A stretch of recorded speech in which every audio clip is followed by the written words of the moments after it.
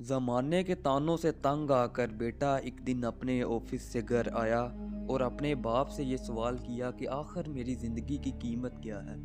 بیٹے کے اس سوال پر باپ نے پہلے تو تعجب کا اظہار کیا اور پھر اپنے دراز میں سے ایک پتھر نکال کر بیٹے کے ہاتھ میں تھما دیا اور بولا، بیٹا اگر تم اپنی زندگی کی قیمت کے بارے میں جاننا چاہتے ہو تو اس پتھر کو لے کر بازار میں چلے جاؤ اور جو کوئی تم سے اس پتھر کی قیمت کے بارے میں پوچھے اپنے منہ سے ایک لفظ بھی نہیں بولنا، اس کی طرف صرف 2 انگلیوں سے اشارہ کر دینا۔ باپ کی اس بات پر بیٹا پہلے تو حیران ہوا، لیکن اپنے باپ کی بات کو غور سے سنا اور آخرکار باپ کی بتائی ہوئی باتوں پہ عمل کرتے ہوئے بیٹا بازار کی طرف چلا گیا۔ وہ لڑکا سارا دن بازار میں گھومتا رہا اور ایسے ہی گھومتے گھومتے اس کو شام ہو گئی اور کسی انسان نے آ کر اس سے پتھر کی قیمت کے بارے میں معلوم نہیں کیا۔ آخر جب شام کو لڑکا گھر واپس جانے لگا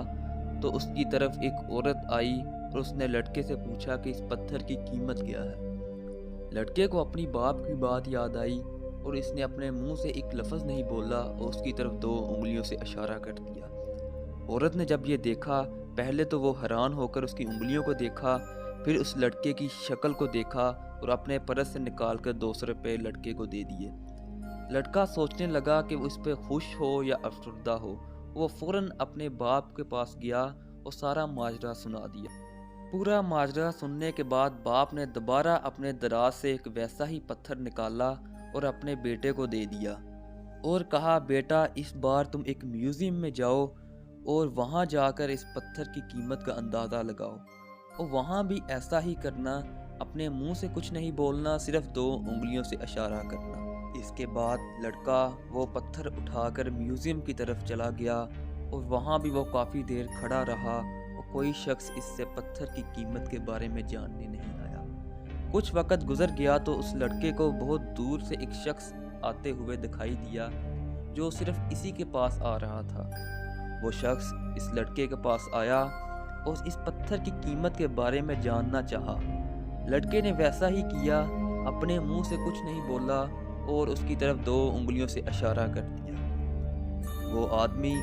پہلے تو اس لڑکے کی انگلیوں کی طرف دیکھنے لگا، اس کے بعد اس نے اس کے حلیے کی طرف دیکھا اور اپنے پرس میں سے 20,000 نکال کر دے دیا۔ لڑکا یہ دیکھ کر حیران ہو گیا کہ آخر اس پتھر میں کیا ہے، اس نے مجھے اس پتھر کی قیمت 20,000 دے دی۔ اس کے بعد وہ لڑکا بھاگتا ہوا اپنے باپ کے پاس آیا اور سارا ماجرا سنا دیا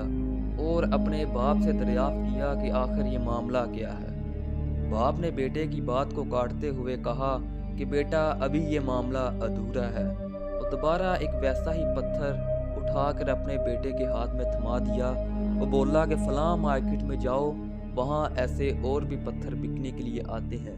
وہاں جا کر اس پتھر کی قیمت کو معلوم کرو۔ بیٹے نے ویسا ہی کیا اور باپ کی بتائی ہوئی جگہ پر چلا گیا، اور اس جگہ پر پہنچے ہوئے لڑکے کو 2 منٹ ہی گزرے تھے کہ ایک عورت اس لڑکے کی طرف آئی اور اس پتھر کی قیمت کے بارے میں جانا۔ لڑکے نے ویسا ہی کیا، 2 انگلیاں اٹھا کر عورت کی طرف کر دی۔ عورت نے پہلے تو لڑکے کی انگلیوں کو دیکھا، پھر اس کے چہرے کی طرف دیکھا اور واپس مڑ کر چلی گئی۔ پہلے تو وہ لڑکا اس عورت کے رد عمل کو دیکھ کر پریشان ہوا، لیکن کچھ دیر ہی گزری تھی کہ وہ عورت ایک آدمی کے ساتھ وہاں آئی اور اس کو بولی کہ یہ دیکھیں، جو پتھر آپ کافی عرصے سے تلاش کر رہے تھے وہ اس لڑکے کے ہاتھ میں ہے اور وہ اس کی قیمت صرف 2 لاکھ بتا رہا ہے۔ اس کے بعد اس آدمی نے اپنی جیب میں سے 2 لاکھ نکالے اور گن کر اس لڑکے کو دے دیے۔ پھر وہ عورت خوشی خوشی وہ پتھر لے کر واپس چلی گئی اور اس لڑکے کی خوشی کا بھی ٹھکانہ نہیں رہا، اور وہ بھاگتے بھاگتے اپنے باپ کے پاس آیا اور سارا ماجرا سنا دیا۔ پھر باپ اپنے بیٹے سے مخاطب ہو کر بولا کہ بیٹا تمہاری زندگی کی قیمت بھی اسی پتھر کی طرح ہے، تمہاری زندگی کی قیمت بھی کسی جگہ پہ کم اور کسی جگہ پہ بہت زیادہ ہوگی، لیکن اب فیصلہ تمہارے ہاتھ میں ہے کہ تمہیں اپنی قیمت بڑھا کر رکھنی ہے یا کم رکھنی ہے۔